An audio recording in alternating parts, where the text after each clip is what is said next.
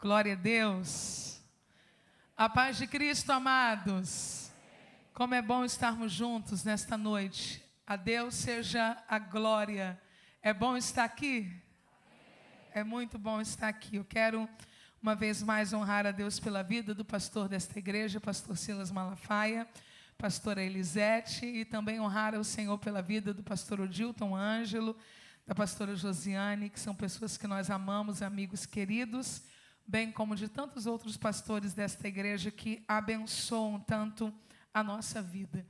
Eu estive orando por esse nosso encontro, tivemos um culto bendito ainda há pouco à tarde, e estava perguntando ao Espírito de Deus sobre esta noite, e eu quero convidar você a abrir a sua Bíblia no Evangelho de Jesus, segundo escreveu Marcos, no capítulo de número 10. E enquanto você abre a sua Bíblia, você aproveita para abrir bem o seu coração, para receber o que o Senhor quer lhe entregar nesta noite.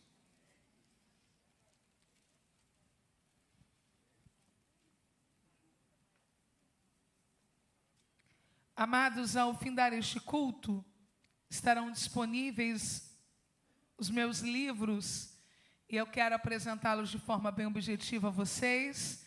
O primeiro deles, Eu Não Sou Aitofel. Aitofel foi conselheiro de Davi, e quando Davi diz, éramos amigos íntimos, íamos juntos à casa do Senhor, e você levantou o calcanhar contra mim. Davi está falando sobre Aitofel. Aitofel, ele foi um homem desleal. E o grande problema da deslealdade não é sofrer ou não uma deslealdade, porque isso faz parte da vida, mas é o que a gente vai fazer com isso. Tem gente extremamente ressentida, morrendo por causa da deslealdade de alguém. Esse livro vai lhe ajudar a encontrar esse caminho de restauração. Haverá também ali disponível a coleção Crescendo com as Mulheres da Bíblia, onde eu falo um pouquinho sobre a vida de Sara, Rebeca e Raquel. Mulheres que viveram situações semelhantes à nossa, mas que tiveram e experimentaram milagres extraordinários. E para finalizar, esse combo aqui com 12 livros, Cuidado com o Seu Lenço, o livro e o altar, onde eu falo especialmente a pessoas em liderança.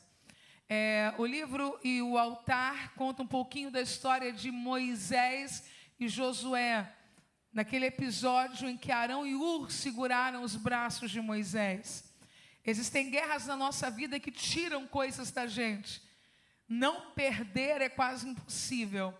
Mas se ao final de uma guerra você ainda tiver o livro, e não é um livro ou o meu livro, mas se você tiver o livro, e ainda tiver o altar, é sinal que você tem tudo para recomeçar. Estarão disponíveis ali fora e será uma alegria saber que você se tornou um leitor. Marcos, capítulo de número 10. Quem já encontrou, diga glória a Deus. A partir do versículo de número 46, a Bíblia diz assim: depois foram... Marcos 10, falei isso para vocês? Então só eu que abri errado, estou olhando em Mateus. Menos ruim, né, irmãos? Não fiz ninguém errar. Achei, Marcos 10, 46.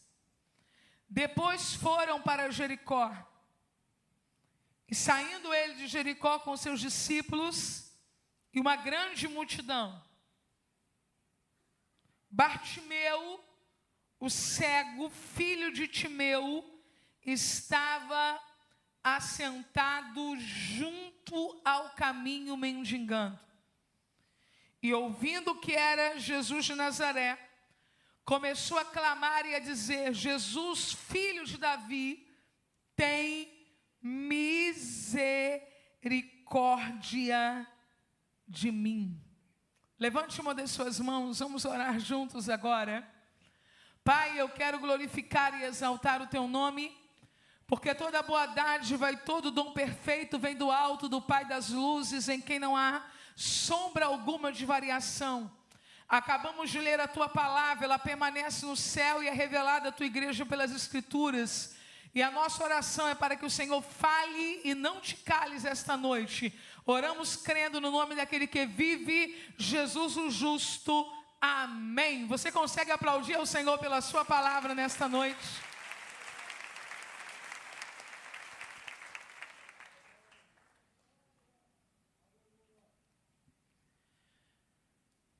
Ao lermos a história do cego de Jericó, porque é assim que nós conhecemos a história do cego de Jericó, nós vamos perceber que os evangelhos sinópticos, Marcos, Mateus, Lucas, ao contarem uma história repetidas vezes, eles não se harmonizam perfeitamente. E uma das provas, inclusive, da veracidade da Bíblia está nesse fato. A igreja primitiva, ela não tentou harmonizar isso. Ela não tentou dar um jeitinho para o relato de Mateus ficar idêntico ao de Marcos, idêntico ao de Lucas. Mas a Bíblia vai permitir que cada evangelista, inspirado pelo Espírito Santo, conte a história a partir do seu olhar. A inspiração é divina, mas o relato tem traços humanos. Tem a forma que o indivíduo presenciou, ouviu, recebeu, e a Bíblia não fez questão de arrumar o texto. Deixou fluir. Porque olhando sobre a perspectiva de cada evangelista, nós vamos percebendo detalhes ricos da história. Eles não se contradizem, eles se completam. Se a gente conseguir enxergar essa harmonia entre nós como irmãos, isso será poderoso. Eu não vou querer que você fique a minha cara e você não vai querer que eu fique a sua. Nós vamos nos completar. Você vai começar a olhar para o irmão que está do seu lado e perceber que ele tem uma diferençazinha de você, mas que isso faz de você uma pessoa melhor quando você é completado por aquilo que ele é. A história que lemos é contada por Marcos. Marcos diz que depois disso Jesus vai para Jericó e que ao lado de Jesus estão os seus discípulos e uma grande multidão. Nos dias em que vivemos, todos nós praticamente temos uma grande multidão. Hoje nós somos pessoas muito populares, eu e você. E isso se deu pelo advento das redes sociais. Existem pessoas aqui, sentadas bem ao nosso lado, que parecem ser normais, mas têm 300 amigos. Tem alguém ao nosso lado que a gente não imagina que é tão popular assim, o Facebook dele já encheu. Já está em 5.000 e abriu para seguir. Jesus tinha uma multidão e não perdeu a capacidade de valorizar o indivíduo. Talvez seja um desafio para cada um de nós hoje aqui. Não nos embebedarmos com a ideia da multidão a ponto de roubarmos o valor que cada pessoa tem como indivíduo. Jesus estava passando por Jericó com uma multidão. E na beira do caminho, fazendo um contraponto a uma multidão, um homem sozinho. E ele clamava: Jesus, filho de Davi, tem misericórdia de mim. Jesus tem 12 discípulos e uma multidão que chegava a milhares de pessoas, mas ele ainda é capaz de atentar olhasse para uma única pessoa que grita sozinho na calçada dizendo: Jesus, filho de Davi, tem misericórdia de mim. Eu quero lhe dizer que esta grande igreja e este grande povo que se reúne aqui, e os milhares que estão nas redes sociais, e os outros milhares que se reúnem em outras igrejas no mundo inteiro, não tiraram de Jesus o senso de importância de cada pessoa que está aqui esta noite. Aleluia. Este homem clamava e dizia: Jesus, filho de Davi. Jesus de Nazaré, tem misericórdia de mim. Esse homem estava na beira do caminho ocupado. O que ele estava fazendo? Mendigando. Ele estava ocupado, mas não estava distraído. Nós somos pessoas ocupadas, mas não podemos ser pessoas distraídas. Se prepare para uma semana de muitas ocupações, mas filtre as distrações. Eu quero que fiquem as ocupações na minha vida, mas as distrações que me impedem de viver os grandes milagres que eu estou esperando, essas eu quero que o filtro do Espírito Santo passe esta noite. Ocupados sim, distraídos não.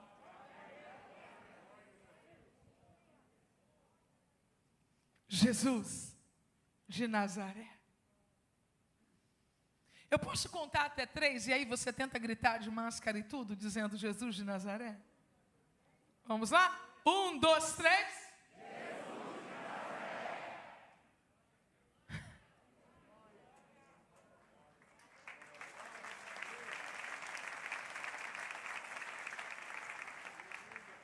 Preste atenção no que eu vou dizer agora, redobre a sua atenção. Eu gostaria muito que você não perdesse o que eu vou dizer agora. Nazaré era extremamente desprezada, mas era um elemento na referência messiânica sobre Jesus. Jesus nasceu na bela Belém, mas você não ouvirá alguém dizendo Jesus de Belém. Jesus morou em Cafarnaum, mas você não ouvirá alguém dizendo Jesus de Cafarnaum.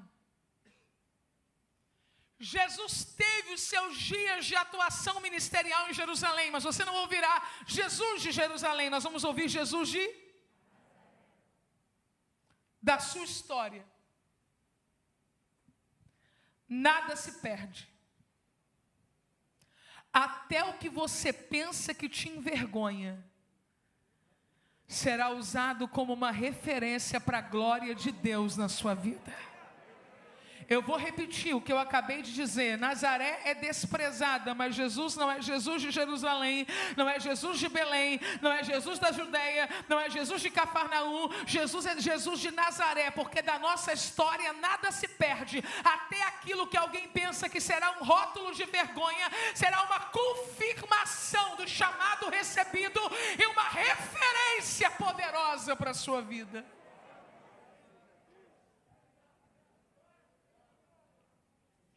Filho de Davi, tem misericórdia de mim.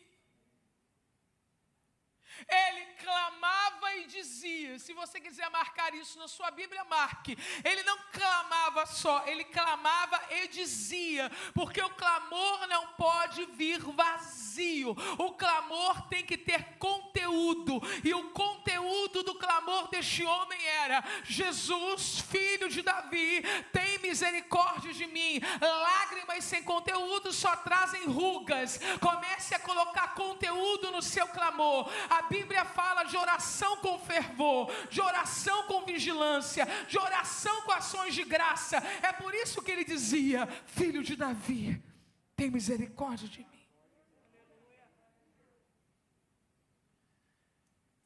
Muitos o repreendiam. Eu preciso confessar para você que eu já li esse texto inúmeras vezes. e que também já preguei inúmeras vezes, não esta mensagem que eu estou pregando esta noite, mas outros pontos sobre este cego. E que eu nunca havia me apercebido para isso. Quando esse homem começa a clamar, muitos o repreendiam. E eu quero que você entenda que muitos não são todos. Muitos são alguns. E é você quem decide para qual direção você vai olhar. Para quem está dizendo, shh, ou para quem está dizendo, vai, vai, vai, vai.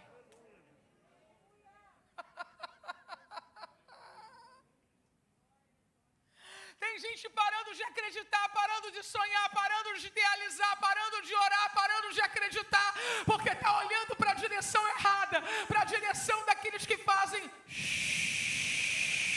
Mas o culto desta noite é um clamor do céu na sua direção, dizendo, vai, vai, vai, vai, vai, vai, vai, vai, vai, vai.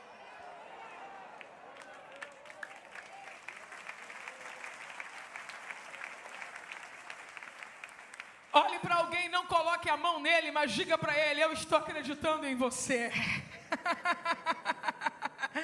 Não precisa colocar a mão nele, não. Eu estou acreditando em você. Eu não faço parte daqueles que dizem shh. Eu faço parte daqueles que dizem vai, vai, vai, vai.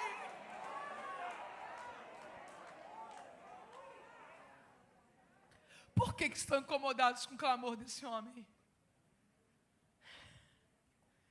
Será que a notoriedade de um insignificante está incomodando? A notoriedade de alguém que não tinha expressão nenhuma. Você calado não incomoda ninguém. Você desistido não incomoda ninguém. Você desmaiado não incomoda ninguém. Mas quando você levanta a voz e diz, filho de Davi, tem misericórdia de mim.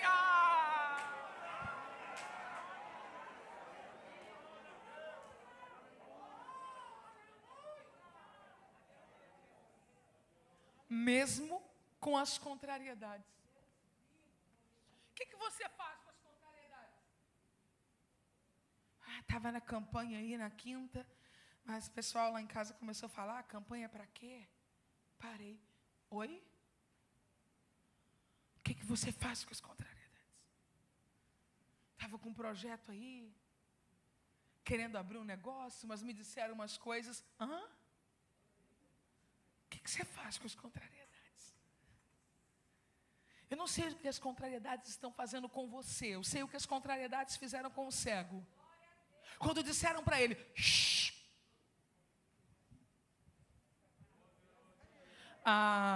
Gente, como bom assembleiano, deixa eu dizer isso aqui, o diabo vai se arrepender de ter tentado parar você. Eu vou repetir, o inferno vai se arrepender de ter tentado parar você. Um era o nível do teu ânimo sem contrariedade, outro é o nível do teu ânimo com contrariedade. A Bíblia diz que ele gritava mais alto ainda, Jesus, filho de Davi. Deixa eu compartilhar com vocês o que José Carril diz sobre isso.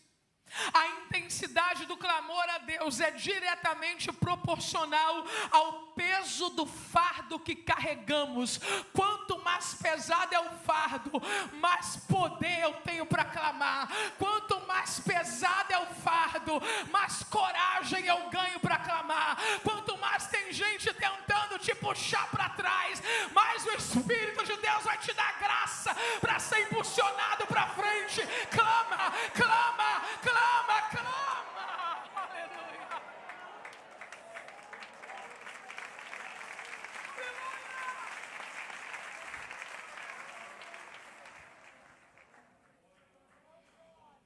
E Jesus parando, O que eu disse, gente? E Jesus? Parando. Um dos desafios de cada autêntico ministro de Jesus é saber a hora certa de parar para ouvir alguém. Não são todos. Não são todos. A gente sabe disso. Tem gente que não tem nada para falar e ainda quer perturbar você, quer falar alguma coisa. Mas tem gente que precisa ser ouvido. Jesus parou. E disse, chamem o cego. E o chamaram. E quem o chamou disse assim, tem bom ânimo, levanta-te, que ele te chama. Quem falou com o cego? Preste atenção, olhe para mim. Quem falou com o cego? A Bíblia não diz, ok? Foi um mensageiro. Não sei quem era o mensageiro, será um dos 12 discípulos. Não sei. Jesus mandou alguém chamar o cego. Foi Jesus quem falou com o cego? Foi quem? Diga, mensageiro. Ok? Foi Jesus quem falou com o cego? Foi quem? Qual era o nome do mensageiro? Mas de quem era a mensagem? É isso que a gente tem que entender. Eu sei que eu sou uma pessoa maravilhosa, simpática e que você me ama. Mas ainda que você não fosse com a minha cara. Não é sobre quem é o mensageiro. É sobre quem está enviando a mensagem. Gente, isso é muito bacana, isso é muito legal. Você já ouviu alguém pregando e você estava chateado com a pessoa? Já passou por isso? Eu já passei. Eu cheguei no culto. Quem vai pregar hoje? Fulano. Eu chateado com a pessoa, pastor Dilton. Eu falei assim, mas também não dou um glória hoje. Hoje não vai ter um glória. Não vai ter não, porque estou chateado com fulano. Só que uma coisa é o mensageiro e outra coisa é a... Fiquei lá durinha. Daqui a pouco começou a vir a mensagem. Gente, eu não sei, eu esqueci de tudo. Quando eu me recuperei, eu já estava em pé com as duas mãos lá em cima. Aí fiquei sem graça, sentei e disse, a raiva já foi embora. As reações que eu tenho não estão ligadas a quem trouxe a mensagem, mas de quem é a mensagem. O cego não podia ver, ele não sabia quem havia trazido a mensagem, mas ele sabia de quem era a mensagem, com qual prontidão temos reagido à mensagem. Não é normal não reagir à mensagem. Por que essa igreja aplaude? Por que essa igreja diz amém? Por que essa igreja diz aleluia? Porque diante da mensagem que não é do mensageiro, não dá para ser indiferente, porque diante de quem é o dono da mensagem, alguma coisa dentro da gente entra em movimento. Levanta,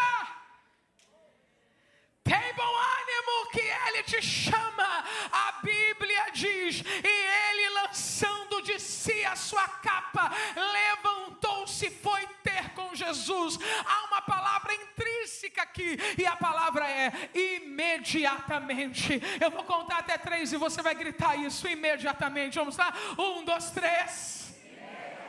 Se a mensagem de Jesus está chegando para alguém aqui esta noite, se prepare, porque algumas coisas vão mudar imediatamente. Algumas posições você vai adotar imediatamente. Alguns lugares você vai deixar imediatamente. Algumas coisas você vai lançar para longe de você imediatamente.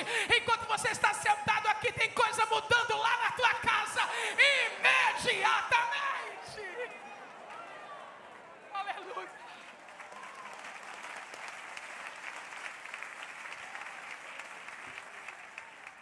Por que ele está tão alegre? Porque ele viveu a alegria da antecipação. Eu quero profetizar nesta noite sobre esta igreja a alegria da antecipação. Tem coisas que Jesus não fez ainda, mas você já vai começar a sentir. A alegria da antecipação. Ele ainda está cego, cego, ele não está enxergando nada, mas já deu um pulo, porque ele já está vivendo a alegria da antecipação. Ana viveu isso. Ana viveu isso. Chorou, chorou, chorou, orou, saiu do templo com Samuel no colo, com Samuel no ventre, mas o seu semblante já não era triste. É a alegria da antecipação. Você não está assinando um contrato de trabalho agora, mas você está recebendo a alegria da antecipação. Talvez o seu celular não toque no final do culto, alguém lhe chamando para algo especial, mas você já está vivendo a alegria da antecipação. O seu exame não deu ainda positivo do seu teste de gravidez, mas você já está vivendo a alegria da antecipação. Quem você ama não voltou para casa ainda, mas você já está vivendo a alegria da antecipação. O batismo do seu filho ainda não aconteceu, mas você olha para cá e você já começa a imaginar como é que vai ser. É a alegria da antecipação. Ele pegou a capa e ele não dobrou a peça e nem pediu para alguém cuidar.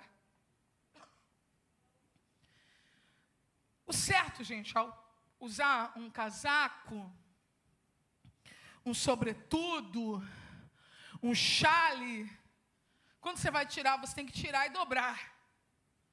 Ou então você entrega na mão de alguém. Esse indivíduo vai pegar e vai...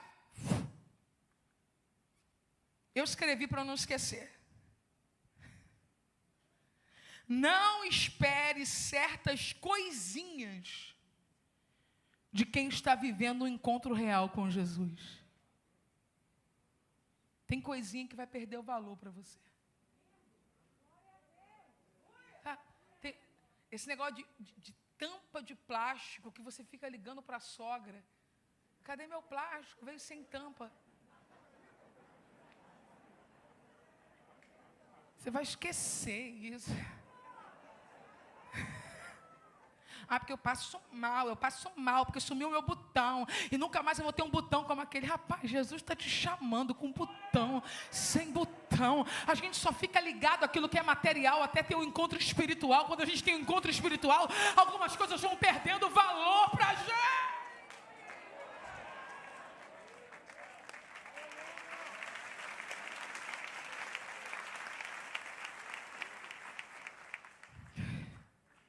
Ele lançou de si a capa. Vocês aceitam dizer isso após mim? Lançou de si a capa. Vamos lá, 1, 2, 3.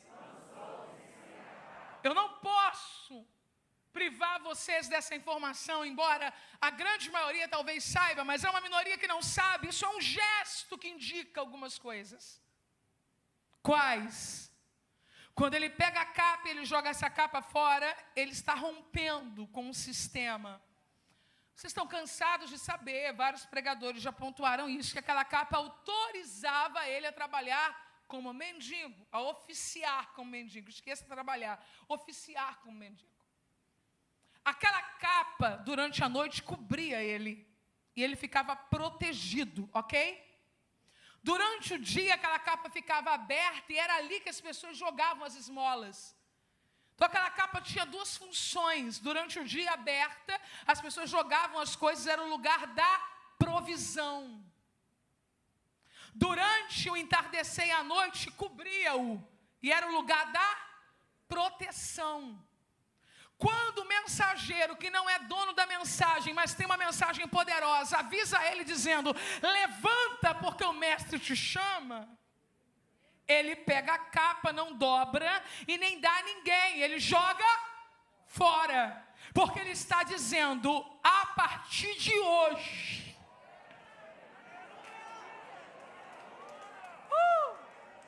a partir de hoje, a minha proteção vem dele e a minha provisão é ele. Você está entendendo o que eu estou dizendo para você? Quem provê na tua vida é Ele. Tem gente arrogante batendo no peito dizendo: se eu não te der, ninguém vai te dar. Tadinho, ele não sabe que quem provê na sua vida é Ele. Quem provê na sua vida não é o jogo de azar, não é o jogo do bicho, não é telecena, papatudo, raspa tudo, sei lá que nome tem. Quem provê na tua vida é Ele. Quem provê na tua vida é aquele que te encontrou sentado na beira do caminho e mandou chamar você pelo nome. Ele cuida de você, cuida da tua casa, cuida da tua família, cuida das tuas finanças, cuida do teu sapato, cuida da tua roupa, cuida do teu armário, cuida do teu aluguel, cuida da prestação do teu carro. Quem cuida de você é Ele.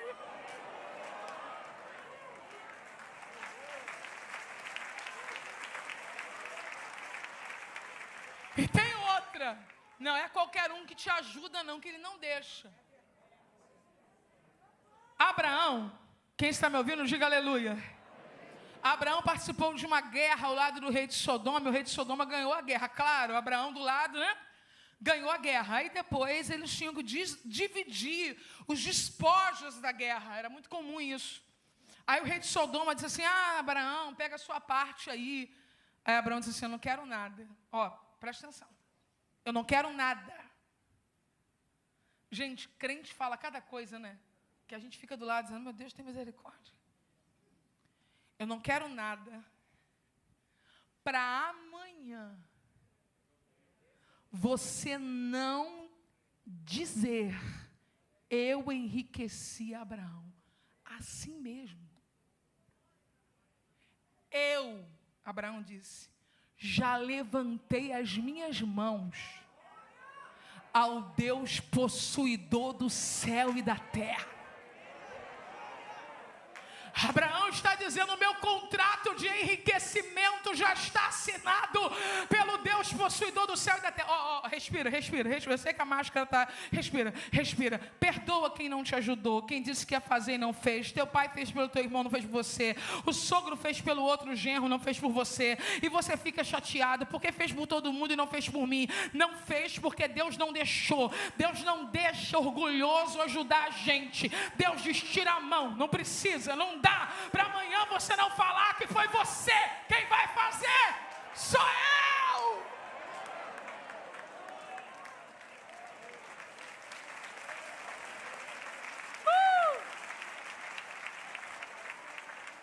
Pegou a capa e minha provisão é Ele e a minha proteção. Você entende? Meu amigo Cígia, você, com essa máscara bonita. Olhe para mim. Quem te protege não é aquela planta. Nem falei o nome, hein? Não é aquele galinho. Elefante com bumbum para a porta, que cafonice, meu pai. 7 cadeados no portão. Meu irmão, se tiver um incêndio, você morre queimado, rapaz. Não dá tempo de abrir. Alarme do carro que nem você controla. Quem já passou por isso? Eu já passei inúmeras vezes com o carro do meu pai. Alarme que nem eu controlo. E aí eu fico tentando desligar e o pessoal me olhando como se eu estivesse roubando o próprio carro. Quem te protege? O Senhor é a minha luz e a minha salvação. A quem temerei? O Senhor é a força da minha vida. De quem me recearei? Quando os malvados, meus adversários, meus inimigos investiram contra mim para comerem minhas carnes, tropeçaram e caíram. Ainda que um exército me cercasse, meu coração não temeria. Ainda que a guerra se levantasse contra mim, nele eu confiaria. Uma coisa pedi ao Senhor e a buscarei, que possa habitar na casa do Senhor todos os dias da minha vida, para contemplar a formosura do Senhor e aprender no seu templo. Porque no dia da adversidade, Ele me esconderá no seu pavilhão. Quer receber mais? Levante sua mão. Deus é o nosso refúgio e fortaleza, socorro bem presente na angústia. Pelo que não temeremos, ainda que a terra se mude, ainda que os montes se transportem para o meio dos mares, ainda que as águas rujam e se perturbem, ainda que os montes se abalem pela sua braveza, há um rio cujas correntes alegram a cidade de Deus, o santuário das moradas do Altíssimo. Deus está no meio dela, não será abalada. Deus ajudará ao romper da manhã. As nações se embranqueceram, os reinos se moveram. Ele levantou a sua voz e a terra se derreteu. O Senhor dos exércitos está conosco. O Deus de Jacó é o nosso refúgio. Vinde contemplar as obras do Senhor, que desolações tem feito na terra. Ele faz cessar a guerra até o fim da terra. Quebra o arco, corta a lança, queima os carros no fogo. Aquietai-vos e sabei que eu sou Deus. Serei exaltado entre as nações, serei exaltado sobre a terra. O Senhor dos exércitos está conosco. O Deus de Jacó é o nosso refúgio.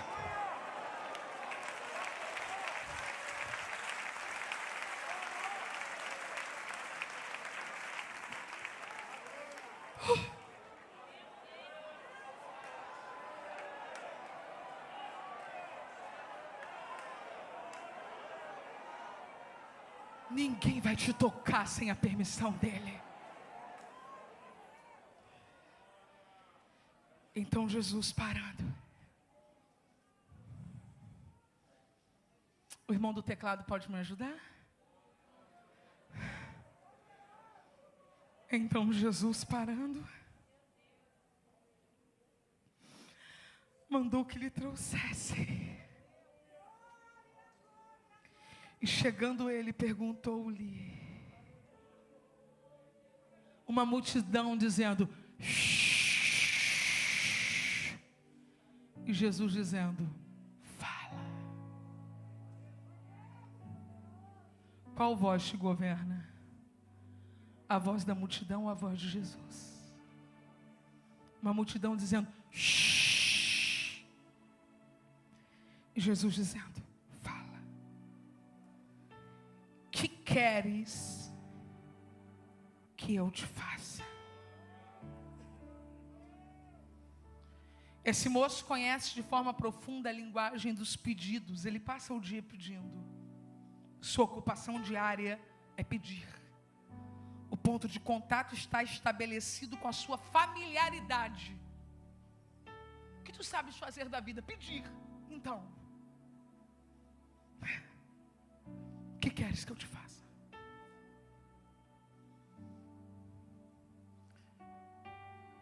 O cego disse, mestre,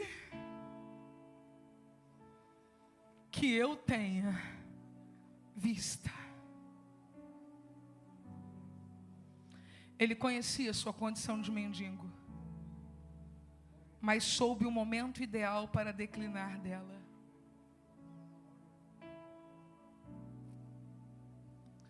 Mendigos normalmente pediriam o que, gente? Moeda, esmola, dinheiro. Não é assim que funciona? É assim que funciona.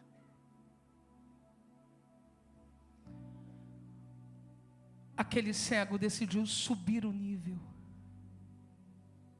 Não, você não entendeu. Se você continuar se comportando como um pedinte, você só vai receber moedas. Jesus está te autorizando a subir o nível da tua oração. Sobe o nível.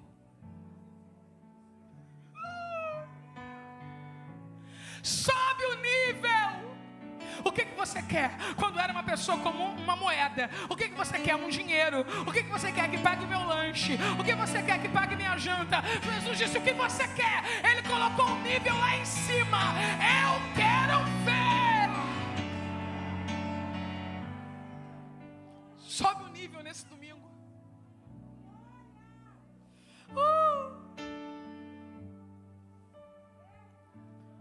Jesus lhe disse, vai, a tua fé te salvou. Mesmo repetidas tantas vezes, essa expressão nunca se tornou trivial, porque saía da boca de Jesus. Não é sobre ser uma palavra bonita, eloquente, uma palavra de interpretação difícil. Não é sobre o idioma que está sendo usado, é sobre a autoridade de quem está falando.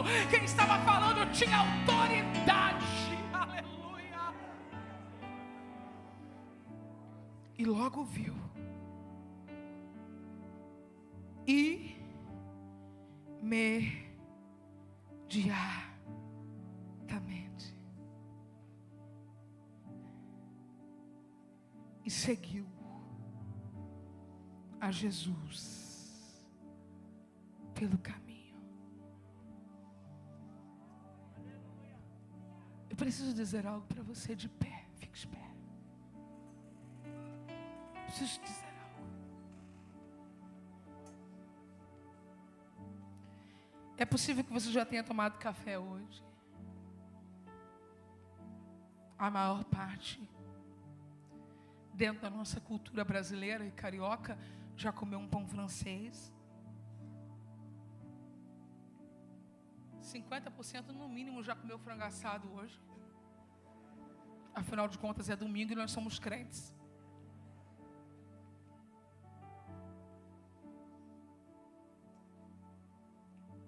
Esse rapaz acordou para viver mais um dia, com tudo programado. Como nós levantamos esse domingo para mais um dia. Mas de repente, um encontro mudou tudo definitivamente. Jesus trouxe algumas pessoas aqui esta noite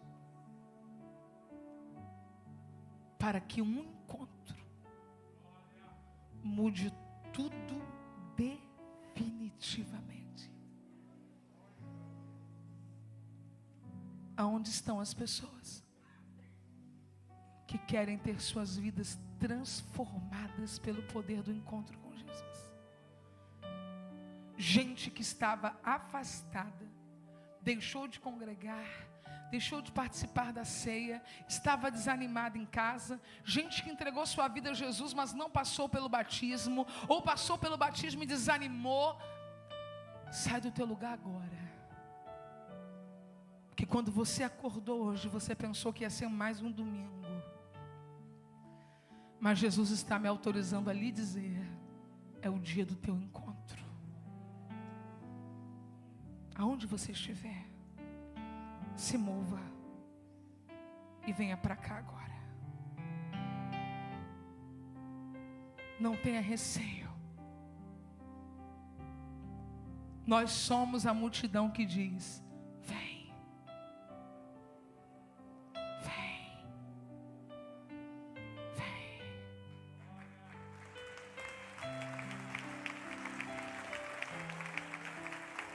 Vem, vem,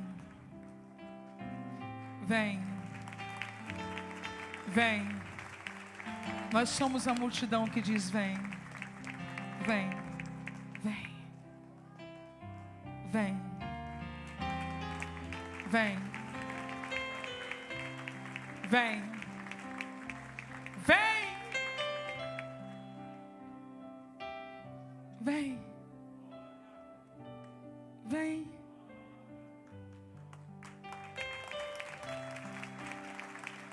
vem, oh aleluia,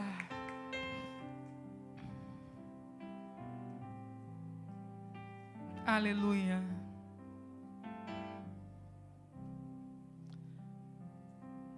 Pastor Odilton, eu quero orar por essas pessoas com a sua permissão. Já à tarde o senhor sinalizou que eu poderia fazê-lo. Mas eu quero orar também por pessoas outras que estão aí e que vão elevar o pedido nesta noite. O Espírito de Cristo testifica no meu coração que teremos uma semana de testemunhos, que teremos uma semana de respostas de Deus. Jesus está aqui dizendo, o que queres que eu te faça? Estenda as tuas mãos. Você que está aqui no altar, se sinta à vontade para dizer, Senhor Jesus, eu estou de volta. Me perdoe pelo tempo que eu estive distante. Tu és o meu único Senhor e Salvador. Pai, em nome de Jesus, eu quero te glorificar por todas estas pessoas que estão de pé diante do teu altar esta noite, para viverem um grande encontro contigo. Que no nome de Jesus, em Cristo, elas sejam transportadas para o reino do Filho do teu amor. Lava, santifica, e que esse novo tempo que começa hoje seja infinitamente mais poderoso do que tudo que elas viveram até aqui. Pai, eu oro por todo o teu povo que se congrega neste lugar esta noite, nos acompanham pela internet. Eu oro para que os pedidos que estão sendo apresentados a ti neste momento, segundo a tua boa vontade, seja atendido. Eu oro para que hajam manifestações poderosas do teu poder durante esta semana, e o teu povo se lembre que esta noite esta palavra foi liberada, e o teu nome seja glorificado. Oramos em o nome de Jesus, amém e amém. Você consegue aplaudir ao Senhor?